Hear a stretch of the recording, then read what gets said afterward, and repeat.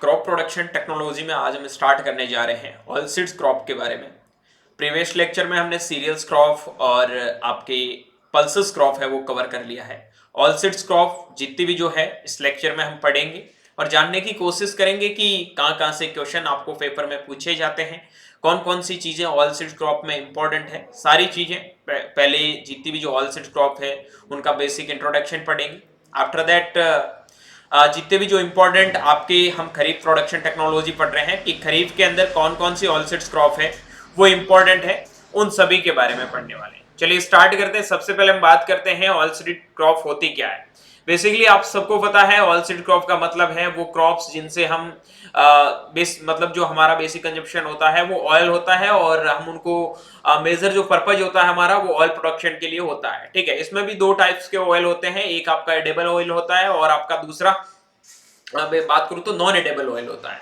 Edible oil का मतलब होता है कि वो ऑयल जो ह्यूमन कंजप्शन के लिए हम यूज ले सकते हैं और उनको इजीली डाइजेस्ट कर सकते हैं, खा सकते हैं। ठीक है, और नॉन एडिबल ऑयल का मतलब होता है वो ऑयल जो हम खा नहीं सकते हैं, लेकिन उस ऑयल का इंपॉर्टेंस है कहीं ना कहीं वो हर जगह अपना रोल अदा करती है, तो उनके बारे में भी हम पढ़ने की कोशिश करते हैं। ठीक है, थोड़ा मैं आपको पहले एडिबल और नॉन एडिबल ऑयल के बारे में बता देता हूं कि एडिबल ऑयल क्या होता है और आपके नॉन एडिबल ऑयल क्या होता है।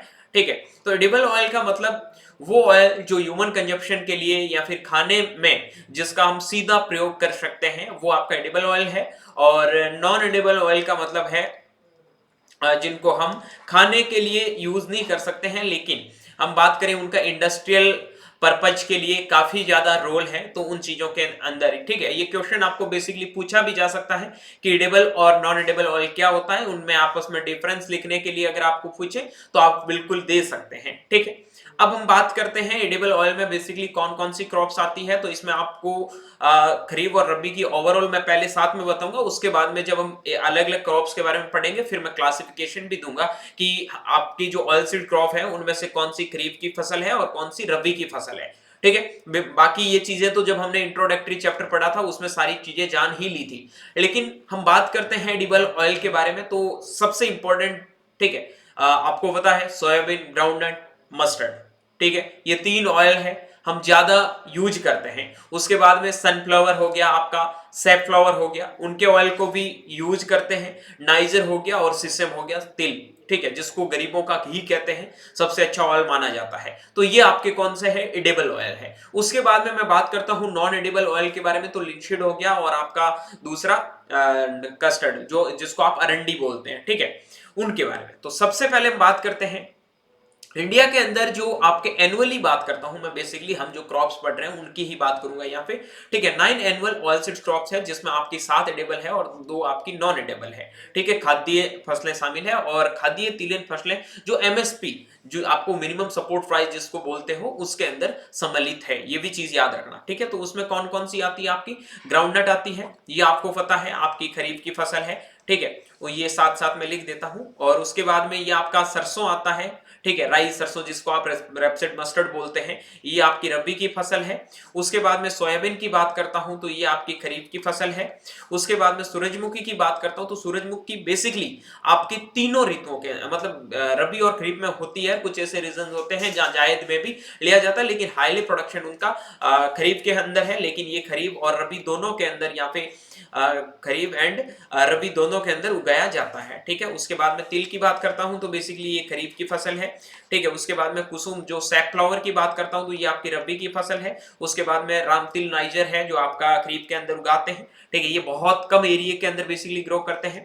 उसके बाद में आपका केसर अरंडी है जो आपके खरीफ की सीजन है वो स्टार्ट होती है तो उस टाइम लगा देते हैं। लिंसीड होती है वो आपकी रबी की फसल है। ठीक है, तो ये आपका बेसिक जो क्लासिफिकेशन था वो आपको पता चल गया होगा कि एडिबल ऑयल कौन सा है और नॉन एडिबल ऑयल कौन सा है। फिर हम बात करते हैं आगे प्रोडक्शन के हिसाब से, तो सबसे ज्यादा प्रोडक्शन में पहले भी आपको बताया था मेजरली जो आपके 3 क्रॉप है वो आपकी सोयाबीन है, मस्टर्ड है और ग्राउंडनट है। ठीक है, तो सबसे पहले मैं प्रोडक्शन की बात करता हूं तो अभी जो 2020 से लगाकर 2024 तक का जो डाटा है उसके अंदर जो आपका हाईएस्ट प्रोडक्शन है वो आपका किसका है, सोयाबीन का है, जो कितना होता है 34% प्रोडक्शन होता है। रेपसीड और मस्टर्ड का प्रोडक्शन 30% है और ग्राउंडनट का प्रोडक्शन 27% है। ठीक है, एरिया के हिसाब से बात करता हूं तो हाईएस्ट एरिया भी आपका सोयाबीन का भी है, अराउंड 44% एरिया है वो सोयाबीन का है, रेपसीड मस्टर्ड का 27% एरिया है और ग्राउंडनट का 18% एरिया है। ठीक है, उसके बाद में सीजनल प्रोडक्शन कंट्रीब्यूशन की बात करता हूं तो खरीफ की जितनी भी जो हमारे पास में ऑयल सीड क्रॉप्स है वो 64% प्रोडक्शन देती है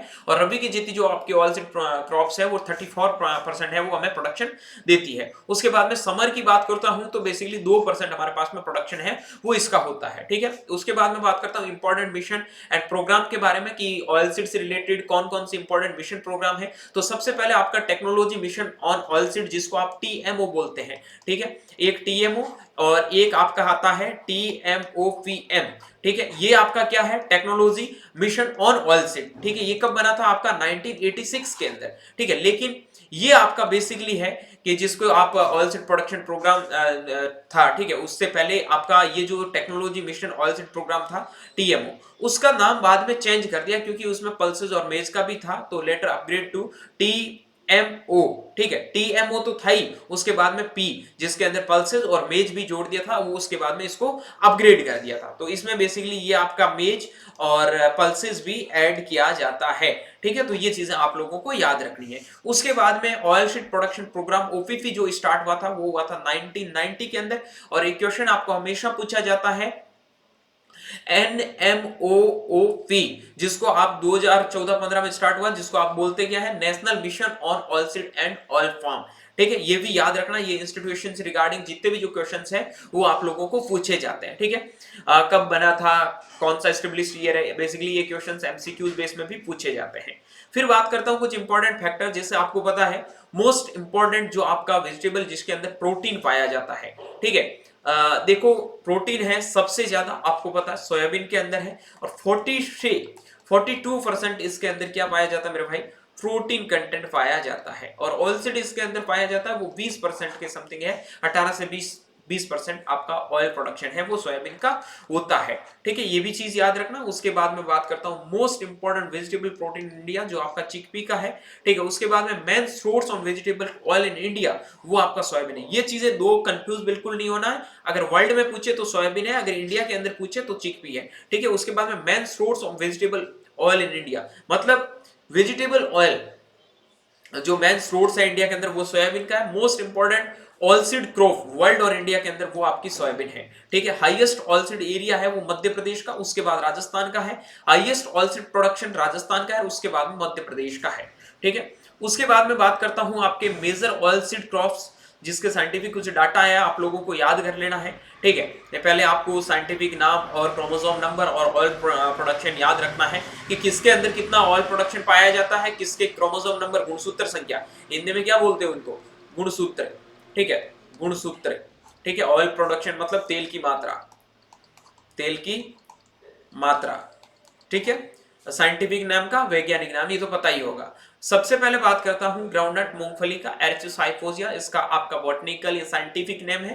क्रोमोसोम नंबर 2:40 होते हैं और ऑयल प्रोडक्शन इसमें 45 से 50% प्रोडक्शन है वो ऑयल, मतलब ऑयल इसके अंदर प्रेजेंट रहता है। आफ्टर दैट बात करता हूं सोयाबीन की, तो ग्लाइसिन मैक्स इसका आपका बॉटनिकल नेम है और 2:40 इसके क्रोमोसोम नंबर है। 20% आपका प्रोटीन रिच, ठीक है, प्रोटीन ज्यादा पाया जाता है, 20% इसके अंदर ऑयल पाया जाता है। ठीक है, मस्टर्ड की बात करता हूं तो ब्रेसिका जूनसिया, इसके भी अलग अलग स्पीशीज है जो आगे प्रीवियस मतलब सॉरी नेक्स्ट सेमेस्टर में मैं आप लोगों को बहुत अच्छे से पढ़ाऊंगा। मस्टर्ड जो ट्रायंगल बनते हैं उनमें भी रेपसीड मस्टर्ड की अलग अलग क्लासेस होती है उन सब के बारे में। ठीक है, जैसे ब्रेसिका जूनसिया हो गया, ब्रेसिका नाइग्रा हो गया, उन सभी स्पीशीज के बारे में हम डिटेल में पढ़ेंगे। इरुका सटाइवा तारामीरा हो गया, वो सब उन्हीं के साथ में आपकी रहेगी। ठीक है, क्रोमोसोम नंबर की बात करता हूं तो इनमें सब में अलग अलग होता है, लेकिन ब्रेसिका जूनसिया जिसको आप इंडियन मस्टर्ड के नाम से भी जाना जाता है, इनका क्रोमोसोम नंबर होता है 2n=36 होता है। एक इसमें ट्रायंगल बनता है, उसके बारे में बताऊंगा। यू नागाहारू ने एक ट्रायंगल दिया था मस्टर्ड का, उसके बेसिस पे अलग अलग क्लासेस होती है ABC। ठीक है, और उनका क्रॉस करवा के एक नई नई स्पीशीज बनाई है, वो आगे बताऊंगा उस अगले सेमेस्टर में। अभी इनसे कोई क्वेश्चन भी आपको नहीं पूछा जाएगा। ठीक है, इसमें बेसिकली बच्चे बात करता हूं मैं ऑयल प्रोडक्शन में तो 39%, लेकिन काफी जगह आपको 33 से 39% भी आपको ऑयल प्रोडक्शन है वो मस्टर्ड में देखने को मिलेगा, तो ये भी क्वेश्चन है वो आपको ध्यान रखना है। ठीक है, उसके बाद में इंडियन रेप की बात करता हूं तो ब्रेसिका रैपा। ठीक है, टून इक्वल टू आपका 20 और इसमें ऑयल प्रोडक्शन है वो 41% होता है। उसके बाद में सनफ्लावर हेलियंथस एनस जिसका क्रोमोसोम नंबर 34 है और 40 से 45% इसके अंदर क्या पाया जाता है, ऑयल पाया जाता है। ठीक है, उसके बाद में मैं बात करता हूं आगे आपका सीसम तिल के बारे में। सीसमम इंडिकम सबको पता ही है, जिसको आप गरीबों का घी भी कहते हैं। ठीक है, क्रोमोसोम नंबर इसका 26 है और ऑयल प्रोडक्शन हाईएस्ट पाया जाता है 50 से मतलब 55%। आपने कभी बेसिकली देखा होगा खेत के अंदर जो बच्चे राजस्थान से हैं, ठीक है, या फिर यूपी वगैरह से हैं, तो खेत के अंदर अगर आपके तिल उगाते हैं और तिल का जो तेल निकालते हैं, आपका जो मान लो 1 क्विंटल आपने तिल दिया है तो उसमें लगभग आपको 50 केजी के समथिंग, 50 लीटर के समथिंग उसमें ऑयल मिल जाएगा। ठीक है, 50 लीटर के समथिंग मतलब क्या है, आप 50% से भी ज्यादा तिल से तेल का प्रोडक्शन है वो लेते हो। तो सबसे ज्यादा हम बात करें क्रॉप्स के अंदर, एनुअल क्रॉप्स के अंदर कि ऑयल किस में पाया जाता है, वो आपका किसके अंदर है, तिल के अंदर। वैसे आप ये एनुअल क्रॉप के बारे में बात नहीं करूं और दूसरे ऑयल प्रोडक्शन वाले की बात करता हूं तो कोकोनट जो आपका कोकस न्यूशिफेरा नारियल के बारे में आपने पढ़ा होगा, उसमें अराउंड 58 से 60% ऑयल प्रोडक्शन है वो इसमें पाया जाता है। ठीक है मेरे भाई, उसके बाद में बात करता हूं आपका क्रिप्टेमन्स टिक्टनटोरिस जिसको आप क्या बोलते हैं, कुसुम, जिस सैक फ्लावर। ठीक है, 2 इक्वल टू 24, 30 से 35% इसके अंदर ऑयल प्रोडक्शन। अरंडी जिसे रिसिमनस क्यूनस बोलते हैं, ठीक है, राजस्थान और गुजरात के अंदर इसका हाईएस्ट प्रोडक्शन है। 20 इसके क्रोमोसोम नंबर है और 45 से 55% तक इसमें भी ऑयल पाया जाता है। ठीक है, लिंसिड जो आपका लाइनम यूस्टी स्टेटम मम, ठीक है, जिसका क्रोमोसोम नंबर 2 इक्वल टू 30, 37 से 44% इसके अंदर तेल पाया जाता है। और नाइजर, ठीक है, नाइजर का जो आपका तेल का प्रोडक्शन है लगभग जितनी जो क्रॉप्स है उसके बेसिकली उनके बराबर ही पाया जाता है। हालांकि इनका ओवरऑल मैं एरिया की बात करता हूं तो एरिया इसका कम है। ठीक है, तो इसका जो बॉटनिकल नाम है वो आपका है गोस्टिया एबिशनिका। ठीक है, ये क्वेश्चन आपको पूछा जाता है काफी एग्जाम में क्योंकि ये हर किसी के लिए नया है। ठीक है, बहुत सारे लोग ग्रेजुएशन में थोड़ा नाम अजीब सा होता है तो छोड़ देते हैं। ठीक है, तो ये क्वेश्चन आई थिंक मुझे जहां तक याद आ रहा है लास्ट ईयर पूछा गया था, जेआरएफ के अंदर भी ये क्वेश्चन पूछा गया है। क्रोमोसोम नंबर की बात करता हूं तो 2n इक्वल टू 30 होते हैं। ठीक है, फिर हम बात करते हैं फ्रूट टाइप, इन्फ्लोरोसेंस और टेस्ट वेट, पोलिनेशन। ये यहाँ पे भाई एमसीक्यूज के क्वेश्चन सारे बनते हैं। ग्राउंडनट जिसको आप लोमेंटम फ्रूट टाइप बोलते हैं। ठीक है, उसके बाद में इन्फ्लोरोसेंस इसका रेशिम बोलते हैं, आगे डिटेल में पढ़ेंगे। उसके बाद में टेस्ट वेट होता है, टेस्ट वेट का मतलब समझते हो, 1000 दानों का भार। ठीक है, 1000 दानों का भार। ठीक है बच्चे, कितना होता है, 250 ग्राम। मतलब मूंगफली के अगर 1000 दाने गिन के लोगे एक साइड में तो उनका आपका टेस्ट वेट होगा वो 250 ग्राम होगा। ठीक है, सेल्फ पोलिनेटेड क्रॉप है। सोयाबीन की बात करता हूँ, पोड इसका फ्रूट टाइप होता है क्योंकि फलियों के अंदर लगता है। एक्सिलरी रेसिम इसका क्या होता है, इन्फ्लोरोसेंस होता है। उसके बाद में ये जो है ना इन्फ्लोरोसेंस वाला पार्ट, ये आप थर्ड ईयर में जाओगे ना तो एक सेमेस्टर के अंदर पढ़ोगे। खरीफ और रबी क्रॉप इंप्रूवमेंट जो जेनेटिक्स का पार्ट है, ठीक है, वहां इसको इन्फ्लोरोसेंस को एक एक चीज को खोल के बहुत अच्छे से बताया जाएगा। ठीक है, ये आपके जीपीपी का पार्ट है। टेस्ट वेट की बात करता हूं तो 150 ग्राम है। पोलिनेशन की बात करता हूं तो इसके अंदर सेल्फ पोलिनेशन होता है। केस्टर की बात करता हूं तो रेगमा जो आपको कैप्सूल भी बोलते हैं। ठीक है, रेशम स्पाइक इसका इन्फ्लोरोसेंस है।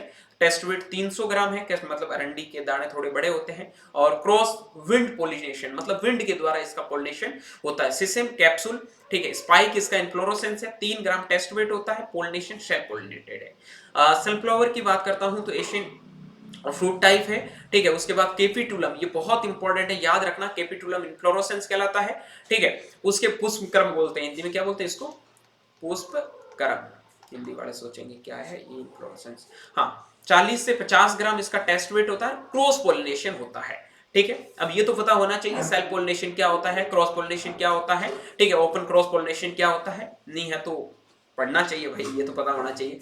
सनफ्लावर हो गया। सैफ्लावर की बात करता हूं तो इसका आपका इसका फ्रूट टाइप है कैपिटुलम, ये दोनों का याद रखना। ठीक है, ये आपके इन्फ्लोरोसेंस है। 50 से 60 ग्राम इसका क्या होगा, टेस्ट वेट होगा। और ओपन क्रॉस पोलिनेटेड ये क्रॉप है। मस्टर्ड सिलिक्वा, काफी इंपॉर्टेंट क्वेश्चन आपको पूछा जाता है।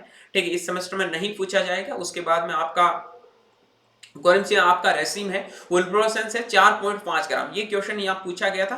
3 से 5 ग्राम भी आपको देखने को मिलता है ये आपके टेस्ट वेट का, ठीक है, याद रखना। सेल्फ पोलिनेटेड क्रॉप है।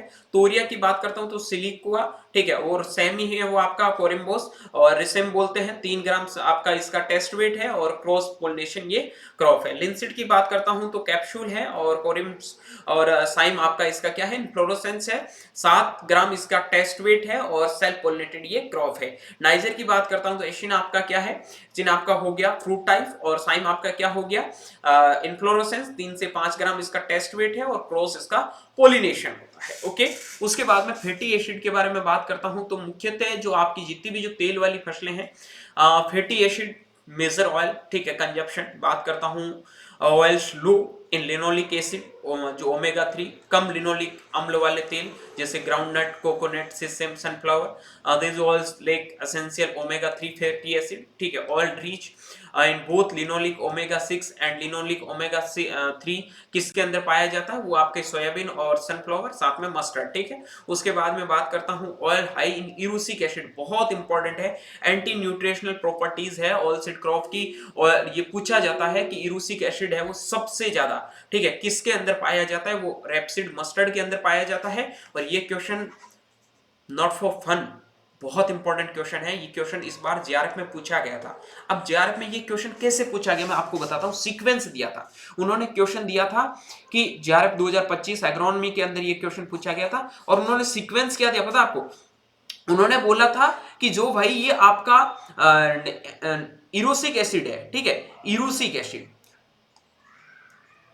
इरूसिक एसिड का आप लोगों को क्या लिखना है, सीक्वेंस लिखना है, सीक्वेंस लिखना है, ठीक है, कि सबसे ज्यादा इरूसिक एसिड किस में पाया जाता, उसके बाद किस में पाया जाता, उसके बाद में किस में पाया जाता है, ठीक है। अब देखो, rapeseed mustard excess consumption can cause heart related issue, ठीक है। Coconut oil unique feature contains medium chain saturated fatty acid, ठीक है। उसके बाद में बात करता हूं आपका लॉरिक एसिड, जो आपका कितना पाया जाता है, 44 से 52% मेजर कंपोनेंट, ठीक है, easy to digest and use the cosmetic, ये बहुत इंपॉर्टेंट है।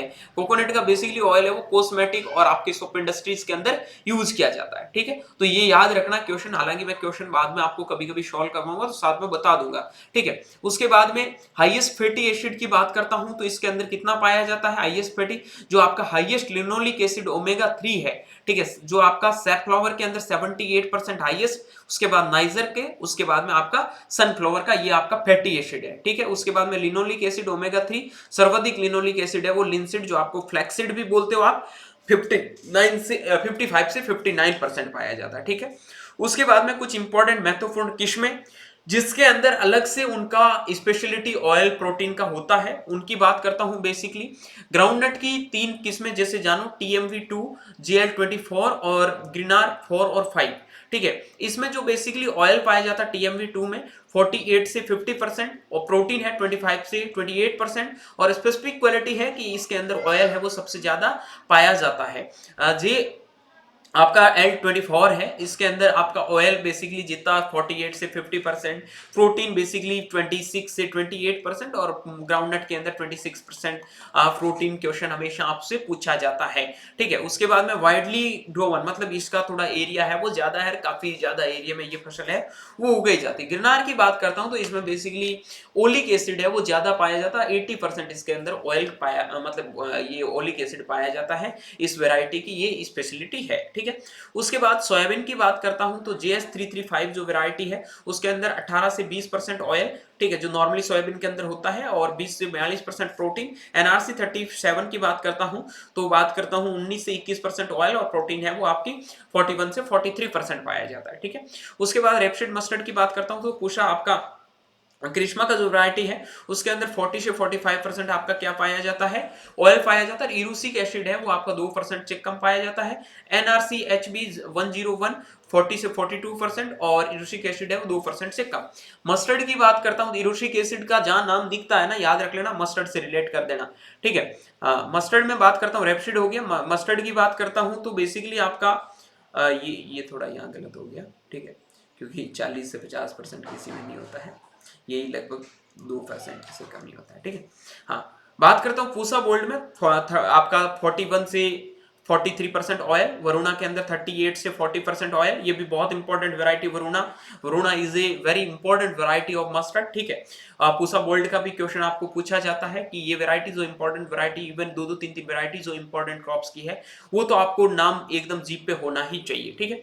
उसके बाद में बात करता हूँ आपके सनफ्लावर की, तो KBSH44 ऑयल आपका कितना पाया जाता है उस वैरायटी के अंदर, 38 से 40%। ओलिक एसिड है वो आपका 16 से 19% है। DRSH1 जिसके अंदर ऑयल आपका 40 से 42%, ओलिक एसिड है वो आपका 72 से 75%, हाई इसके अंदर ओलिक एसिड पाया जाता है। सीसम तिल की बात करता हूं, सबसे इंपॉर्टेंट चीज याद रखना, ठीक है। वैरायटी GT2 जिसके अंदर ऑयल आपका 48 से 50%, प्रोटीन 23 से 25%, ठीक है। उसके बाद में RT 346 जिसके अंदर ऑयल लगभग 50%, 49 से 51, उसके बाद में 24 से 26। और याद रखना सीसम के अंदर आपका प्रोटीन कंटेंट है बेसिकली 25% पाया जाता है, और जो इसका ऑयल है इसका डबल होता है, लगभग 50% से 55% तक इसका ऑयल प्रोडक्शन है वो पाया जाता है, ठीक है। उसके बाद में बात करता हूं ये आपका FA का मतलब होता है आपका फैटी एसिड, ठीक है, फैटी एसिड। हाँ, कुसुम के अंदर बात करता हूं तो आपका PBNS12 जिसके अंदर ऑयल आपका 30 से 32%, ओलिक एसिड है वो आपका 75 से 80%, JS17 जिसके अंदर ऑयल है 32 से 34%, लिनोलिक एसिड है वो आपका 70 से 75% पाया जाता है, ठीक है। उसके बाद अरंडी की बात करता हूं, केस्टर जिसको बोलते हैं, GCH7 जिसके अंदर 48 से 50% ऑयल पाया जाता है। और उसके बाद में आपका रिसोनोलिक एसिड है, ठीक है। ये आपका रेशिनोलिक एसिड का मतलब जो आगे मैं बताऊंगा आपको, थोड़ा मतलब इसके अंदर शेन पाया जाता है जिसकी वजह से जो मतलब होता है ना, गंध आने लग जाती है ऑयल से, वही, ठीक है। DCH117 इसके अंदर आपका ऑयल है 48 से 52%, और आपका रेशिनोलिक जो एसिड है वो आपका 85 से 90%, ठीक है। लिंसिड की बात करता हूं तो आपका पद्मिनी जिसके अंदर ऑयल 39 से 41%, ठीक है। अल्फा लिनोलिक एसिड ALA 55 से 58%, T397 जिसके अंदर ऑयल आपका 40 से 42%, ठीक है। उसके बाद में आपका अल्फा लिनोलिक एसिड है वो 56 से 59% इसके अंदर पाया जाता है, ठीक है। नाइजर रामतिल की बात करता हूं तो IG-P76 ऑयल आपका लगभग 38 से 40%, लिनोलिक एसिड है 75 से 80%। उसके बाद में बात करता हूँ JNC6, ठीक है, जिसके अंदर ऑयल आपका 39 से 41%, लिनोलिक एसिड है वो 75 से 80%, ठीक है। उसके बाद लीडिंग स्टेट की बात करता हूँ तो ग्राउंडनट के अंदर जो लीडिंग स्टेट है, Gujarat, second Rajasthan, third Andhra Pradesh. World में बात करता हूँ, first China, second India, third Nigeria, ठीक है। उसके बाद सोयाबीन की बात करता हूं तो फर्स्ट पे मध्य प्रदेश, सेकंड पे USA, ठीक है। सेकंड पे इंडिया में बात करूं महाराष्ट्र, थर्ड पे राजस्थान। वर्ल्ड में बात करता हूं तो ब्राजील, USA के बाद ब्राजील हो गया आपका, और अर्जेंटीना हो गया। रैपसीड की बात करता हूं तो सबसे ज्यादा आपको पता आपका राजस्थान के अंदर होता है, उसके बाद यूपी के अंदर, फिर हरियाणा के अंदर। वर्ल्ड में कनाडा, चाइना एंड इंडिया, ठीक है। उसके बाद में बात करता हूँ मस्टर्ड, मस्टर्ड सबसे ज्यादा राजस्थान में, second Uttar Pradesh, third Madhya Pradesh. World में कनाडा, नेपाल, रशिया, ठीक है। फिर बात करता हूं आपके सनफ्लावर के अंदर, कर्नाटका, सेकंड पे महाराष्ट्र, थर्ड पे आंध्र प्रदेश। वर्ल्ड में रशिया, यूक्रेन और अर्जेंटीना। हाँ, खुशी तो होगी ना, एक ऐसे देश का नाम आ रहा है जिसको लड़के तो बहुत ज्यादा पसंद करते हैं ना, सीसेम। सबसे पहले बात करता हूं आपके वेस्ट बंगाल, ठीक है, मध्य प्रदेश सेकंड पे, और थर्ड पे आपका राजस्थान। वर्ल्ड में बात करता हूं म्यांमार फर्स्ट पे, सेकंड पे इंडिया, और थर्ड पे चाइना, ठीक है। उसके बाद में बात करता हूं सेफ्लावर, सेफ्लावर में महाराष्ट्र फर्स्ट पे, यहाँ कजाकिस्तान आपका फर्स्ट पे आता है वर्ल्ड में। इंडिया के अंदर महाराष्ट्र फर्स्ट पे, सेकंड पे कर्नाटका, वर्ल्ड में रशिया, थर्ड पे गुजरात सेफ्लावर में, और मैक्सिको आपका वर्ल्ड में, ठीक है। कोस्टर के अंदर बात करता हूँ, इंडिया में गुजरात, वर्ल्ड के अंदर इंडिया, ठीक है। राजस्थान सेकंड पे, थर्ड पे सेकंड पे आप वर्ल्ड में चाइना, थर्ड पे आंध्र प्रदेश, और वर्ल्ड में ब्राजील, ठीक है। लिंसिड की बात करता हूँ, इंडिया में सबसे पहले मध्य प्रदेश, सेकंड पे उत्तर प्रदेश, थर्ड में महाराष्ट्र, वर्ल्ड में रशिया, कजाकिस्तान और कनाडा, ठीक है। यार तेल वाली फसलों में रशिया का नाम ज्यादा ही नहीं आ रहा है, जरूरत है ना भाई, हाँ बिल्कुल, लड़के जज्बाती हो जाते हैं यार, ठीक है। फिर बात करता हूँ इंडिया में मध्य प्रदेश, सेकंड पे आपका छत्तीसगढ़, थर्ड पे उड़ीसा। वर्ल्ड में बात करता हूँ इंडिया, ठीक है, इथोपिया और नेपाल, नेपालियों का भी कहीं नाम आया है, ठीक है, अच्छी बात है भाई, कहीं ना कहीं तो नाम आया बेचारों। ऑयल सीड प्रोडक्शन डाटा के बारे में बात करते हैं, तो ये डाटा अगर आप याद कर सकते हो तो कर लो, ठीक है। बाकी इतना ज़्यादा कोई इंपॉर्टेंट है नहीं, नहीं पूछा जाता है कॉम्पिटेटिव एग्जाम के लिए, मैंने शार्प में मेंशन किया है, ठीक है। ग्रोस एरिया की बात करता हूँ तो 38 से 38.30 मिलियन हेक्टर, और ग्रोस प्रोडक्टिविटी की बात करता हूँ तो 1033 केजी पर हेक्टर, ठीक है। ये आपका टोटल है। उसके बाद में हम बात करते हैं हमारे जो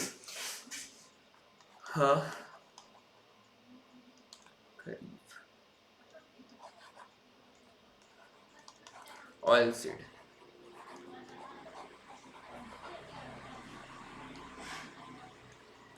ठीक है। सबसे पहले कौन सी आती है? ग्राउंड नट, याद कर लेना। सेकंड पे आपका कौन सा पढ़ेंगे हम ग्राउंड नट के बाद में? सोयाबीन, ठीक है। थर्ड पे हम कौन सी पढ़ेंगे? वो पढ़ेंगे सीसेम, ठीक है। फोर्थ पे हम कौन सी पढ़ेंगे? वो पढ़ेंगे, फोर्थ पे आपकी आएगी सनफ्लावर, सनफ्लावर, ठीक है। उसके बाद में हम आपकी जो पढ़ेंगे वो पढ़ेंगे कैस्टर, ठीक है। और 6 पे हम पढ़ेंगे, वो पढ़ेंगे नाइजर, ठीक है। उसके बाद में बेसिकली हम बात करते हैं रबी के बारे में कि रबी में सर कौन कौन सी पढ़ेंगे।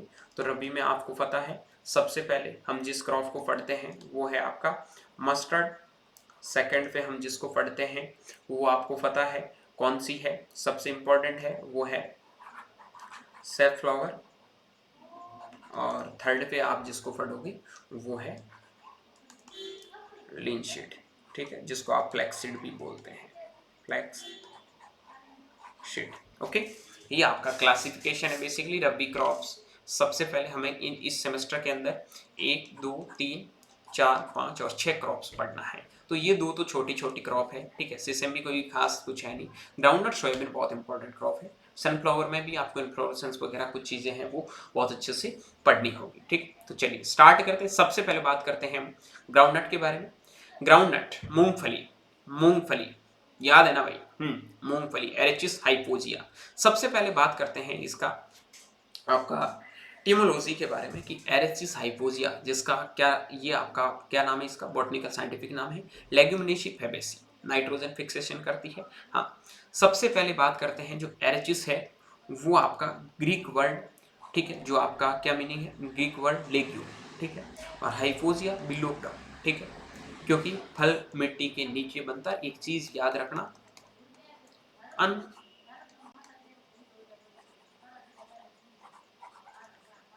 क्रॉप, ये क्वेश्चन पूछा गया है आई थिंक सेकेंड ईयर में। हाँ, मैं सेकेंड ईयर में था उस टाइम भी ये क्वेश्चन पूछा गया था, ठीक है।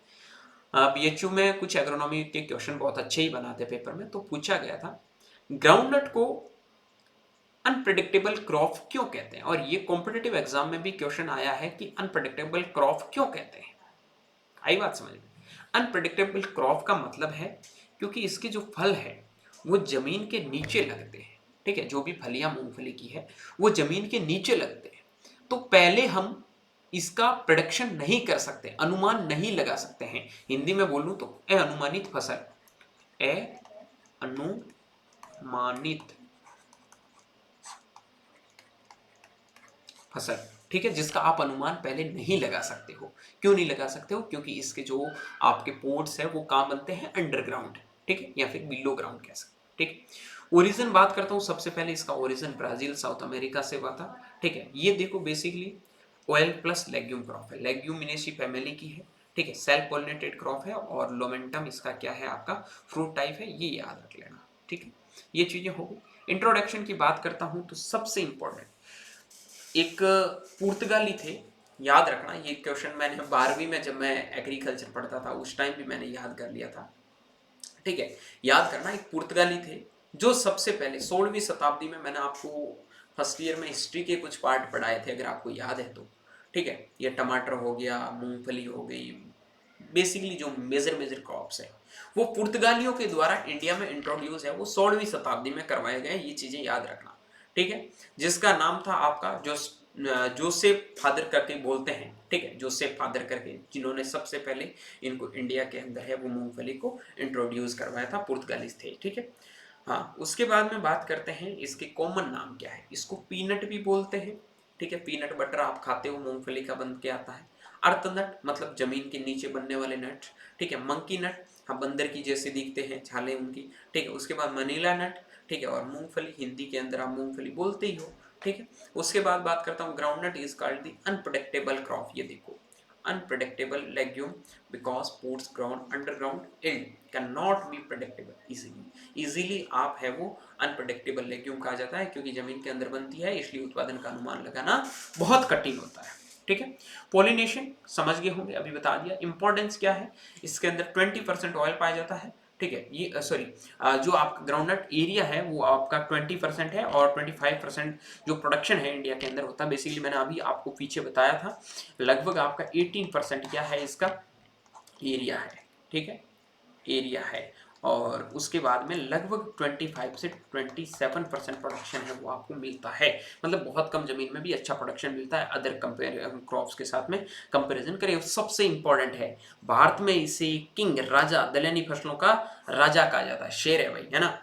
मेजर पेस्ट जो व्हाइट गर्भ लगता है, ठीक है, जिसको होलीट्रोकिया कंचनगुनिया इसका जूलॉजिकल नेम है, ठीक है, बॉटनिकल नेम बोलते हो, जो आपका बेसिकली नॉर्थ वेस्ट इंडिया की जो लाइट सॉइल है, ठीक है, उनके अंदर देखने को मिलता है, ठीक है। उसके बाद में न्यूट्रिशनल वैल्यू की बात करता हूँ। ऑयल अभी बताया था 45 से 50%, प्रोटीन 26%, ठीक है। और विटामिन बी और ई इसके अंदर प्रॉपरली पाया जाता है। मिनरल्स की बात करता हूँ तो phosphorus, calcium, magnesium, ferrous, zinc, ठीक है। 567 कैलोरी 100 ग्राम में एनर्जी है। 80% groundnut use for oil extraction, ये बहुत इंपॉर्टेंट चीज याद रखना। 80% oil use for the oil extraction, मतलब ऑयल निकालने के लिए 80% मूंगफली का प्रोडक्शन है वहीं चला जाता है। और खाने की बात करूं ना, तो खाने के अंदर जो आपका जाता है, सॉरी, खाने के अंदर जाता है वो कितना प्रोडक्शन हो सकता है, हार्डली आपका 4 से 5%, ठीक है, इतना ही जाता है। उसके बाद 7 से 8% वापस सीड के अंदर चला जाता है ना, याद रखना। डिस्ट्रीब्यूशन की बात करता हूँ तो वर्ल्ड में सबसे ज़्यादा एरिया इंडिया, फिर चाइना, प्रोडक्शन चाइना, इंडिया, ठीक है। इंडिया के अंदर गुजरात, राजस्थान फर्स्ट पे, सेकंड पे राजस्थान, थर्ड पे आंध्र प्रदेश। प्रोडक्शन में फर्स्ट पे गुजरात, सेकंड पे राजस्थान, थर्ड पे तमिलनाडु, ठीक है, और फोर्थ पे आंध्र प्रदेश। प्रोडक्टिविटी की बात करता हूँ तो तमिलनाडु में हाईएस्ट होती है, ठीक। क्लासिफिकेशन बहुत इंपॉर्टेंट है, याद रखना। ये 2025 का क्वेश्चन भी है, क्वेश्चन पूछा गया था, ठीक है। क्लासिफिकेशन के बेस पे पूछा गया था, हालांकि ये नहीं पूछा था इनका जो बंच टाइप का और स्प्रेडिंग टाइप का होता है उससे क्लासिफिकेशन से क्वेश्चन नहीं पूछा था। तो यहाँ से जो क्लासिफिकेशन है, ठीक है, सबसे पहले बात करता हूँ बंच टाइप, जिसको इरेक्ट बंच टाइप बोलते हैं। शॉर्ट ड्यूरेशन, जो early maturity, not dormancy. Example की बात करता हूँ तो JL24 है, AK2 मतलब AK265, ठीक है, और GG7 है। स्प्रेडिंग टाइप की बात करता हूँ तो लॉन्ग ड्यूरेशन मतलब फैलने वाली मूंगफली। ये मूंगफली क्या है ना, इसकी सीड रेट याद रखना, सीड रेट लो होती है, ठीक है, कम, और हाई सीड रेट, ठीक। डोरमेंसी जो आपका प्रेजेंट है वो आपका लगभग 2 से 2.5 महीने तक डोरमेंसी इसके अंदर प्रेजेंट रहता है। डोरमेंसी ब्रेकिंग करने के लिए 0.1% इथ्रेल का सॉल्यूशन बना के आप डाल सकते हैं, ठीक है। उसके बाद में आपका जीनिया टाइप्स की मूंगफली है, ठीक है। इंपॉर्टेंट कुछ चीज़ें बताता हूँ, याद रखना। सबसे पहले मेलिक हाइड्राजाइड 500 ppm जो आपका क्या करता है, इंड्यूस डोरमेंसी इन बंच टाइप, ठीक है। नेप्थेलिन एसिडिक एसिड जिसको आप मार्केट में प्लानोफिक्स बोलते हैं, ठीक है, 20 ppm का वो घोल बनाना है। रिड्यूस्ड एक्सेस जो आपके वेजिटेटिव ग्रोथ होते हैं उनके लिए। मोर इफेक्टिव पोड्स मतलब पोड अगर ज़्यादा बढ़ने लग जाएगी वेजिटेटिव ग्रोथ, नीचे पोड नहीं बनेंगे उसके लिए, ठीक है। उसके बाद में वेलनीशिया जो आपका high protein and oleic acid के लिए है, ठीक है। उसके बाद में आपका वर्जीनिया जी क्या करती है, बेस्ट ऑयल क्वालिटी के लिए, ठीक है। उसके बाद में बात करते हैं, हाँ, सबसे पहले इसका देखो, जो आपका क्या है, अल्टरनेट ब्रांचिंग की बात करता हूँ, ब्रांचेज है वो इसकी अल्टरनेट होती है, ठीक है। ये कौन सी है, ब्रांचिंग टाइप पैटर्न की बात करता हूँ, ठीक है, जो आपका क्या है, वर्जीनिया टाइप्स है, ठीक है। उसके बाद में सिक्वेंशनल ब्रांचिंग है, सिक्वेंशनल अरेंजमेंट होता है, और स्पाइनिस आपका वेलनेशिया, मतलब इसको क्रमिक शाखाएं बोलते हैं, ठीक है। उसके बाद में ग्रोइंग सीजन की बात करता हूँ तो इंडिया के अंदर बेसिकली मूंगफली है, ज़्यादातर खरीफ सीजन के अंदर है, 85% एरिया है वो खरीफ के अंदर ही लगता है, ठीक है। रबी में तमिलनाडु आंध्र प्रदेश में होता है बेसिकली, ठीक है, वो आपका नवंबर टू मार्च 10% प्रोडक्शन है। उसके बाद में स्प्रिंग सीजन के अंदर आपका गुजरात कर्नाटका है, जनवरी टू अप्रैल 5% बसंत में प्रोडक्शन, समर में पंजाब नॉर्थ वेस्ट इंडिया के मार्च जून, ठीक है। प्रोडक्शन कुछ ऐसा कुछ खास है नहीं, तो ये चीज़ याद रखना। एक मिनट रुकना भाई,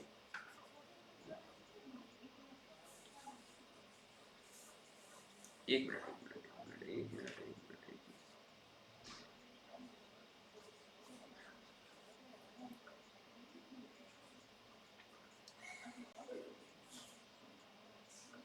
चलो आगे बढ़ते हैं ना, वैरायटी के बारे में बात कर लेते हैं इनकी कि इंपॉर्टेंट वैरायटी कौन कौन सी है।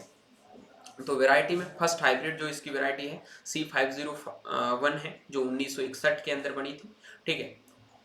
C501 याद रखना, बहुत इंपॉर्टेंट वैरायटी है। उसके बाद में हाई ओलिक जो वैरायटी, ओलिक एसिड जिसमें पाया जाता है, गिरनार 4, गिरनार 5 अभी ऊपर बताया था, ठीक है। उसके बाद में आपका स्पेनिश बंच टाइप की बात करता हूँ तो JL24 जो पॉपुलर वैरायटी AK265GG7 है, ठीक है। वेलनेशिया के लिए आपका TMV11 है, ठीक है। उसके बाद में गंगाफुरी है, ठीक है। उसके बाद में आपका वर्जीनिया टाइप बंच की है तो TMV10 हो गया, मल्लिका हो गया, ठीक है, और विशाल हो गया।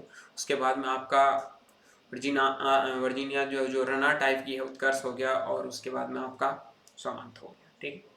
न्यूट्रिएंट मैनेजमेंट की बात करते हैं तो राइजोबियम, ठीक है, आपका इसमें जो बेसिकली है क्या है आपका बडाई राइजोबियम जैपोनिका, ठीक है। TNAU40 और NC92 nodules appear eight 15 day after sowing, ठीक है। उसके बाद रिकमेंडेड डोज ऑफ फर्टिलाइजर, ये RDF का मतलब होता है रिकमेंडेड डोज आफ्टर फर्टिलाइजर, क्योंकि नाइट्रोजन का फिक्सेशन करती है तो नाइट्रोजन बहुत कम डालना होता है।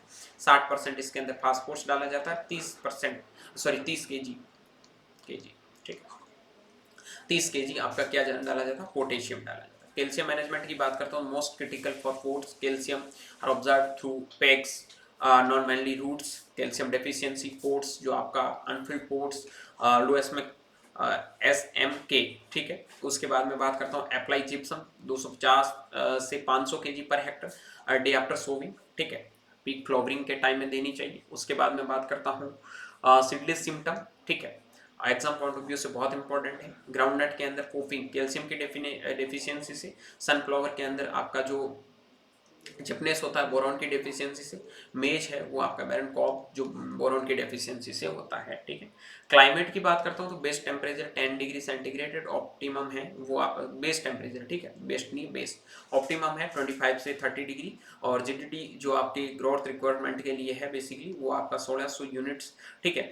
उसके बाद में बात करता हूँ बेस्ट सॉयल है वो सैंडी लॉमी सॉयल है, और pH है वो 6 से आपका 6.5 के बीच में, ठीक है। फ्लावरिंग और पेगिंग फ्रूटिंग के बारे में बात करता हूँ, फ्लावरिंग आपका 20 से 30 दिन सोविंग के बाद स्टार्ट हो जाता है, फर्टिलाइजेशन है वो 6 आवर के अंदर कंप्लीट हो जाता है, ठीक है। और पेगिंग स्टार्ट है वो 40 से 50 दिन बाद होती है। Peg goes 5 to 7 centimetre inside soil, ठीक है। पॉजिटिव जो आपका जियोट्रोफिज्म होता है उसके टाइप जाता है, ये क्वेश्चन पूछा भी जाता है, याद रखना, ठीक है। फ्लावर पेग और फोर्ड का इसका जो रेशियो होता है, पैग फोर्ड, फ्लावर पैग और फोर्ड, इसका जो रेशियो होता है वो होता है 7-4-1, समझे बात को, 7 फ्लावर 4 पैग 1 पोर्ड बने ये, ठीक है। फ्रूट फोर्ड टोमेंटम बोलते हैं, सेल जो उसका पेरिकार्प होता है, सीड कैरनाल होता है, स्किन आपका टेस्टा कहलाता है। नोविडिंग ड्यूरिंग पेगिंग स्टेज बहुत इंपॉर्टेंट है, वीड आपको नहीं निकालने चाहिए जब पेगिंग स्टेज में होता है, ठीक है। पेगिंग स्टेज में क्या होते हैं, पैक्स मतलब जो आपकी फलियां नीचे बन रही है वो बाहर आ जाएगी, पैक्स बनेगी नहीं, पैक्स नहीं बनेंगे तो पोर्ट प्रॉपर्ली डेवलप्ड नहीं होंगे, पोप बनेंगे ही, पोर्ट बनेंगे ही नहीं, ठीक है।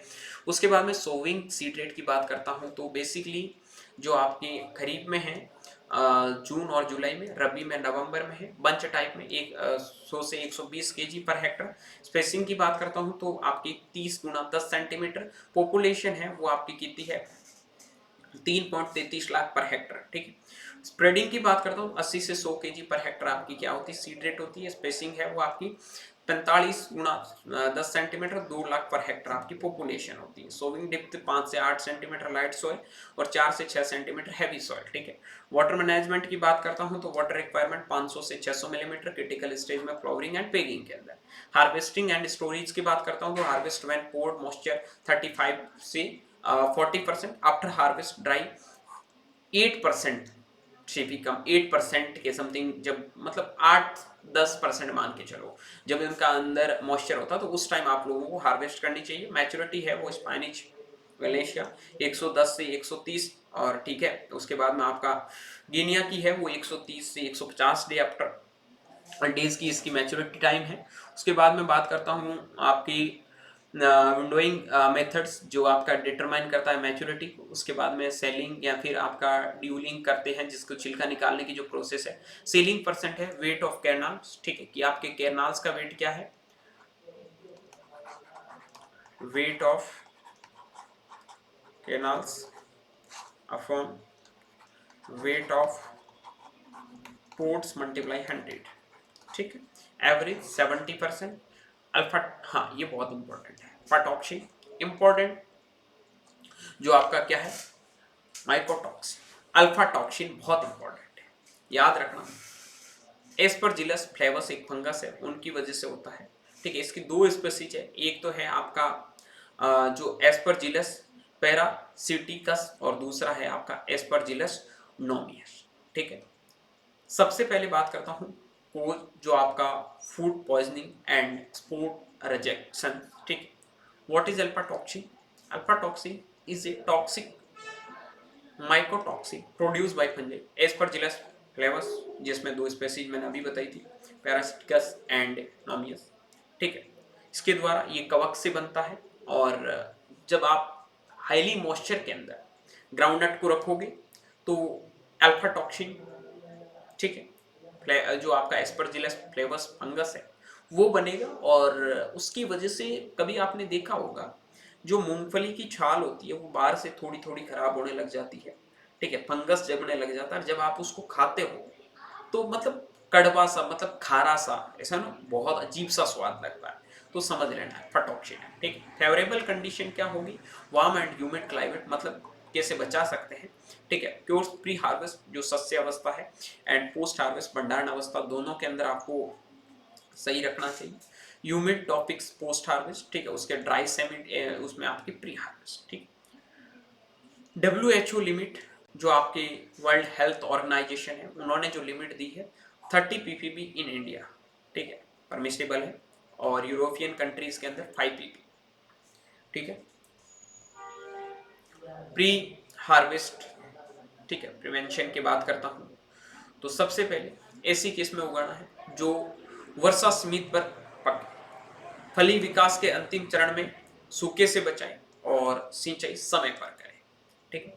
पोस्ट प्रिवेंशन की बात करता हूं तो कैसे आप बचा सकते हैं, वार्म ह्यूमिड स्टोरेज रूम होना चाहिए, पोर्ट का मॉइस्चर 7%, ठीक है, टेम्परेचर आपका 25 से 32%, प्रिवेंशन जो आप प्रॉपर ड्राइंग और पोर्ट्स 5%, ठीक है। अवॉइड मैकेनिकल डैमेज, रिमूव आपका डैमेज्ड इंसेक्ट और इन्फेस्टेड पोर्ट्स, ठीक है। यूज क्लीन और एरिएटेड स्टोरेज, ठीक है। ये आपका क्या था, ग्राउंडनट था। ग्राउंडनट हमने पढ़ लिया है, आप लोगों को कुछ भी पूछना है तो फटाफट पूछो, ठीक है। अब काफी लंबा क्लास हो जाएगा तो दूसरा पार्ट लेके आएंगे, पार्ट ए फर्स्ट और पार्ट सेकंड, ठीक है, ऑल सीड क्रॉप का।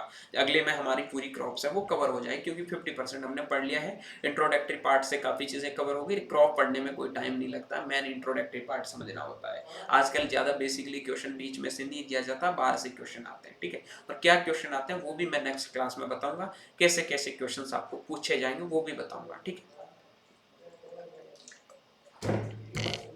अभी आप लोगों के कोई भी किसी भी प्रकार के डाउट्स हैं तो आप बेसिकली पूछ सकते हैं बिना कोई घबराहट के साथ, क्योंकि यहाँ से क्वेश्चन है वो भाई थोड़े पूछे जाते हैं, याद ही रखना, ठीक है। बाकी ग्राउंड नट पढ़ने के बाद में हम अगली क्लास में स्टार्ट करेंगे, आपका पता ही है आपको इम्पॉर्टेंट है सोयाबीन, वहाँ से भी क्वेश्चन है वो आपको पूछे जाते हैं, ठीक है। सोयाबीन पढ़ने के बाद में हम आगे चलेंगे, ठीक है। तो ये याद रखना। हाँ, एक क्वेश्चन मैं आप लोगों को थोड़ा बता देता हूँ जहाँ से क्वेश्चन आपको पूछा जाता है। ठीक है, अभी मैंने आपको दो चीजें बताई थी, ग्राउंड नट स्पेसीज के बारे में। ठीक है, ये क्वेश्चन मैंने वहां पे आपको नहीं बताया था, इंपॉर्टेंट भी कर लेना, पूछा भी जा सकता है एग्जाम के अंदर। दो स्पेसीज है, एक तो आपका क्या था, इरेक्ट था। क्या था? इरेक्ट था, मतलब सीधा बंच बन रहा था। क्या बोलते हो आप इसको? बंच। और दूसरा था आपका स्प्रेड। स्प्रेडिंग जो आपको क्या बोलते हो, फैलने वाली बोलते हैं ना, ट्रिलिंग, मतलब ट्रेल कर रहा है, फैल रहा है। तो इरेक्ट था, इरेक्ट, अरे इरेक्ट, ये समझना भाई, मैं ये सही लिखता हूँ, इरेक्ट है ना। अब देखो, यहां से क्वेश्चन आपको पूछा जाता है, इसकी जो सब स्पेसीज है वो कौन सी है। ठीक है, एरेचिस हाइपोजिया तो आपको पता है, एरेचिस हाइपोजिया तो आपको पता है इसका बॉटनिकल नाम है, लेकिन इसका जो सब स्पेसीज है, ठीक है, ये सब स्पेसीज का हाँ ठीक है, सब स्पेसीज है वो आपका है फेस्टी। ठीक है, ये आपका इसका है वो है फेस्टिगेटा। उसके बाद में इसका जो सब स्पेसीज है वो आपका है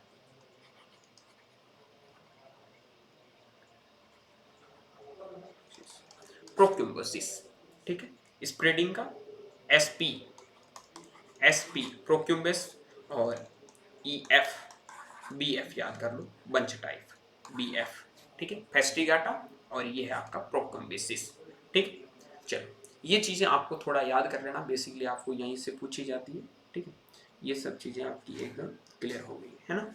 चलो, इस लेक्चर में हम इतनी चीज़ें पढ़ेंगे, नेक्स्ट लेक्चर में सारी चीज़ें पढ़ेंगे और सारी चीज़ें हैं वो कवर भी हो जाएगी। और कोई क्वेश्चन डाउट आपको है तो आप पूछ सकते हो, कोई दिक्कत नहीं है। ठीक है, ओके, फिर ऑल सीड का सेकंड पार्ट में मिलते हैं। Bye bye, take care.